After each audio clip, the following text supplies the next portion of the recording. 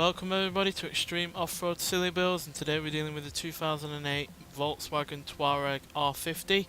Now it has 718 horsepower, 1,300 pounds-feet of torque from a 5.4 litre twin turbocharged V10 diesel engine, and the car itself weighs 4,296 pounds. It's got all-wheel drive off-road tyres and off-road suspension, and it can do 0 to 60 in 3.504 seconds. 0 to 107.139 seconds, and going to a top speed of 194 miles an hour.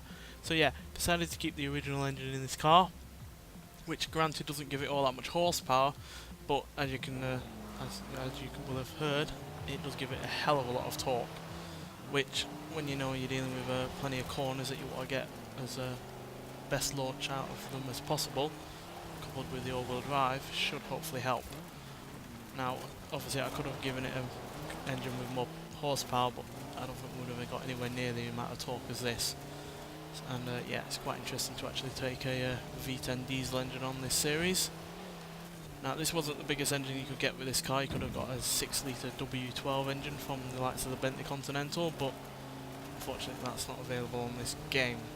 But I would have loved this version, this car with that version of an engine, because I would imagine that would have been pretty formidable, but hopefully this engine in upgraded form will do well enough.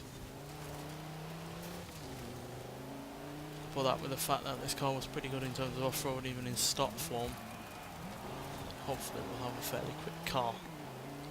Not quite sure it will be able to top the leaderboard though, because this only has 11 horsepower more than the Jeep Grand Cherokee Trackhawk in its stock form, which means that this has way less in horsepower than that car did when they upgraded it for this series. So yeah, not the most horsepower I've had on the series, but so far from the least. It certainly has plenty of torque and grunt to go with that horsepower.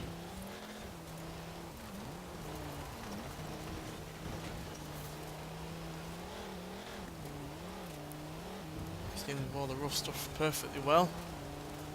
Certainly no troubles like we did with the Opel Trident.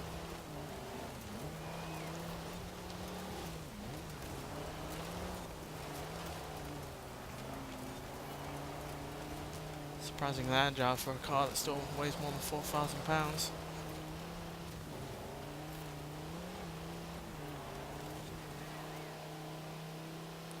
Probably the greenest lap we'll ever have on this series, but there we go. So yeah, not the quickest by any means like I predicted, but at 2 minutes 10 seconds .390, that is still a fairly quick time. It beats the Can-Am Maverick, the Bentley 8 litre, the Ariel Nomad and the Porsche 959 rally car.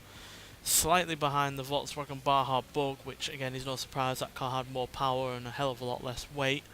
And also slower than the Vauxhall Insignia VXR, Alfa Romeo Stelvio Quadrifoglio, Ram 2,500 Power Wagon, and yeah, far behind the Jeep Grand Cherokee Trackhawk by nearly 7 seconds. But still, nonetheless, I found that really rather impressive, especially when you consider it's only got 718 horsepower. It still weighs nearly 4,300 pounds, and yeah, it's still able to do that. So yeah, really rather impressed with it. Whether or not it would have been quicker or not with a different engine, it probably would have been, maybe, but I like to experiment with this series with different engines and different cars, and yeah, this engine is really rather unique on this game. We don't have any other V10 diesel engines on this game. We have bigger diesel engines. We've got the V12 diesel.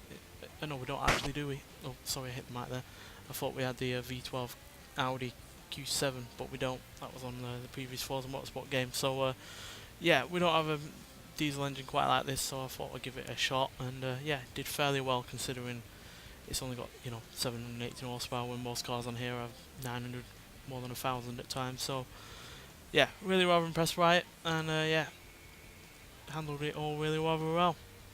Asking the car to deal with more than twice the torque it had originally and nearly twice the power it had originally, and yeah, dealt with it perfectly well, and yeah, no real problems at all dealing with the rough stuff, unlike the Opel Trident, which was, yeah, far worse, which I guess is to be expected.